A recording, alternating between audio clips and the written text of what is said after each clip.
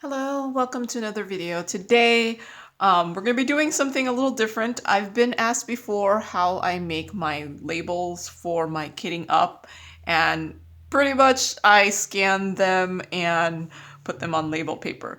So here is my computer. I don't know, there's some sort of fluff right there, but I have my computer here. This is my low-tech version of recording my computer screen as I'm just have my camera connected to my computer screen here. So this is I have a scanner. If you don't have a scanner, you could probably just take a picture of it. But since I have a scanner on my printer, I'm gonna scan it. So I already have the canvas on my scanner. So it's scanning right now. I don't know if you could hear it scanning. But yeah, while it's scanning, let me show you. I do use a full sheet. I hit my thing here. I use a full sheet label. I specifically am using this one mainly because it is removable. I got this on Amazon. You could probably just use a non-removable label. You'll just have a little bit harder time taking them off your containers. So yeah, here it is. It's finished scanning. So everyone's software is going to be different. So mine, so it's scanned out. Now I'm just going to edit it so that I could focus on the part that I want. So I'm just going to crop it here. I think that's the smallest I could know. There, I'm going to crop it there. And had this been skewed, I could have just done like, made it straight. So then I usually also adjust the brightness. So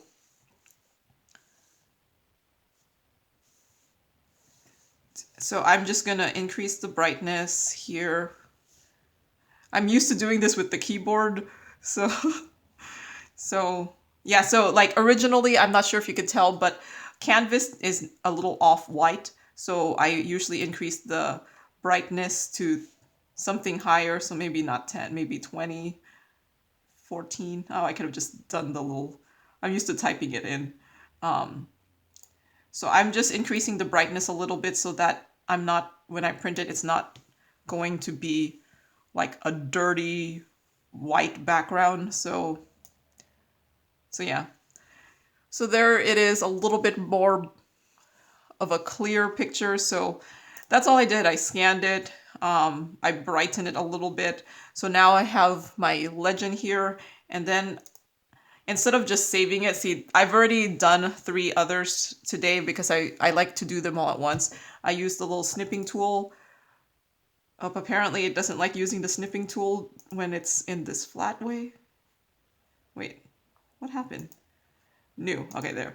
Oh, because I'm used to, yeah, my computer is flat here, so when it's this way, it's like a weird touchscreen. So I was like, what is this doing?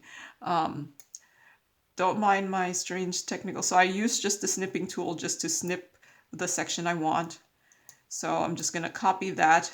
And then I have a word processing document here. So this document here, I already have 3 that I had already scanned. And I'm just going to print them all at once. I find it's easy just to do this all at once. So usually when I get a new order, before I put it away, I will just scan them all and make the labels. So this document here, let me see if I could make it smaller here for you. So I just have, this is just a normal 8.5 by 11 paper that I just put in like little rows of just 1 inch so that I have a perspective of where to copy and paste it. So I'm just gonna paste that scan that I did, and then I'm going to change the size of this. So I've found that most of my containers are okay if the width of the label is 0.75. So I'm just gonna make it 0.75 width, and then it's, oh yeah, I don't know if I showed it in but so it's 8 inches wide and 0.75 width.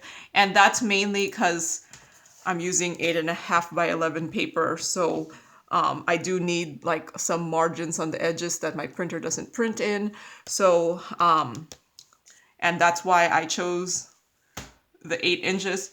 So you have, doing it this way, you have the power to make it bigger or smaller, whatever size you want to make it. I have found that as long as you're around 30-ish, doing 30 in an 8-inch amount is still very visible, but I would say you could, like I said, you could choose how big or how small you make these. So this is what works for me, where I just end up just putting the whole legend in an 8-inch length, and if that makes it big, it makes it big. If it makes it smaller, it makes it smaller. But I try not to go more than 32. 32 because, yeah, wait, let me put in my calculator. Ooh, this is massive. Okay, so if I put in a calculator here, maybe you did need the massive calculator. But yeah, 8 inches, so like 8 divided by 32, I think is 0.25. So yeah, and this is in inches, so 0.25 inches is a decent height. So your label is not too small, but that's where I got the 32 in. And the reason I said, I think, did I say that I usually only want to you have to put at least 16, because if you do 8 divided by 16 is half an inch. So if you only put 16 across, if you put 16 across, the height of the label is is half an inch. And so it's just based off of your own preferences, but this is what I do. I tend to, if there is at least 16, I'll just put it across. If it gets bigger, it gets bigger. If it doesn't, if it gets smaller, smaller. And then if there's 32 or less, I'll just put it all the way across. If there are more than those numbers, then I'll choose whether to just put half of the legend across and then put the next half on the next one. So yeah, this is pretty much how I print the labels here. So I already put the label paper in my printer, so I'm gonna go print it.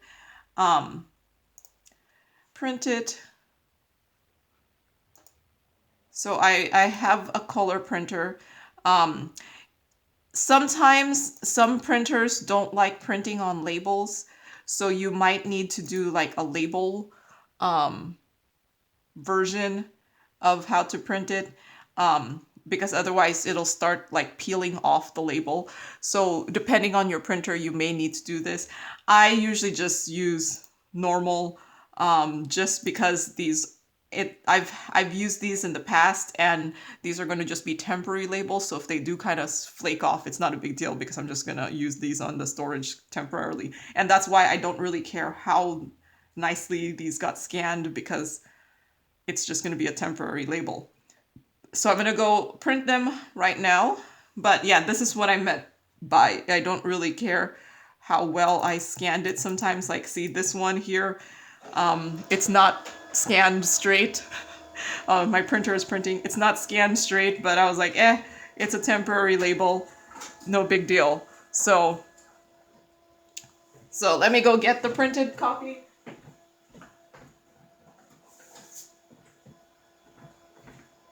So yeah, here it is printed. So let me move my computer away and actually turn on the lights, because I needed the lights turned off for the computer work, and because you wouldn't be able to see the screen otherwise. But now I could turn on my lights, so this is more lights than I had. So there you go. So here it is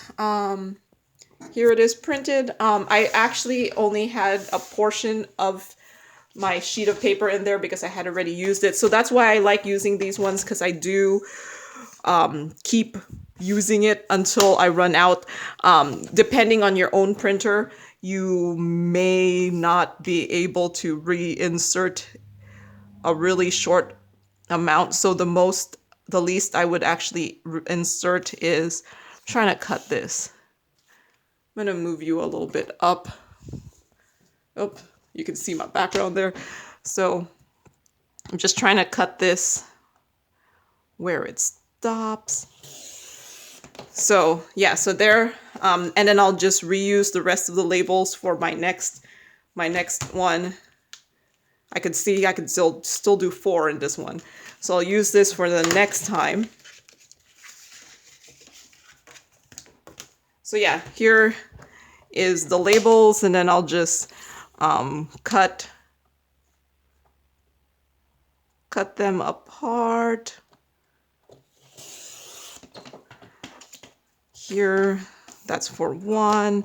I specifically put the space in there for a reason.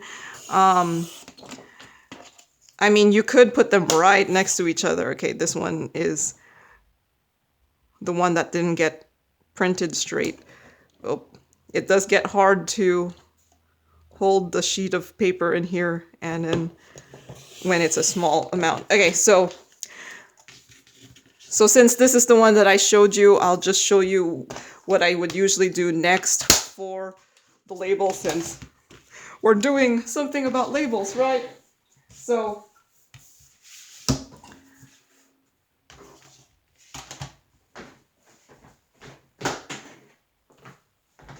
yeah, here's the label printed, and now I'm just gonna cut them out. I have a ruler here. I'm just going to lightly score and hopefully not completely go through this. And the reason I do that is so that there's a space to hold on to the label. So there, oh yeah, I forgot these labels have this weird, they have like a fold in the back, I guess, to help you take it off, but I kind of don't like it. So let's see if this will hold on to it.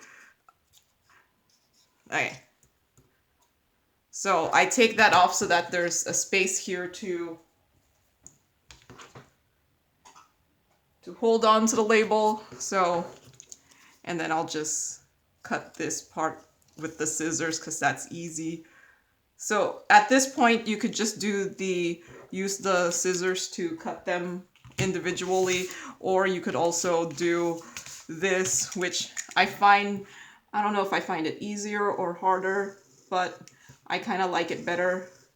So I'm just lightly scoring the label and not trying to just do the label and not the whole sticker.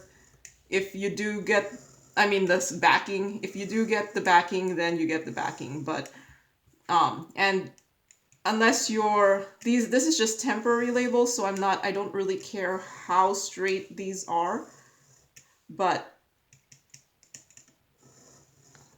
yeah, so now there, I have, these should be individual labels now. I should be able to take them off and put these on my containers. But yeah, that's how I make my labels. I hope that was helpful. Oh, I normally will just like put these into my containers here after, I'm pretty sure this one is this one. I'll just put them in with my drills, and then when I'm gonna actually do it, I already have the labels made. So, but yeah, that's how I make my labels. I hope that was helpful. And if anyone has any other requests on how I do certain things, let me know. I do have a long list of them and I will eventually get to them. But all right, thank you for watching and happy diamond painting. Bye.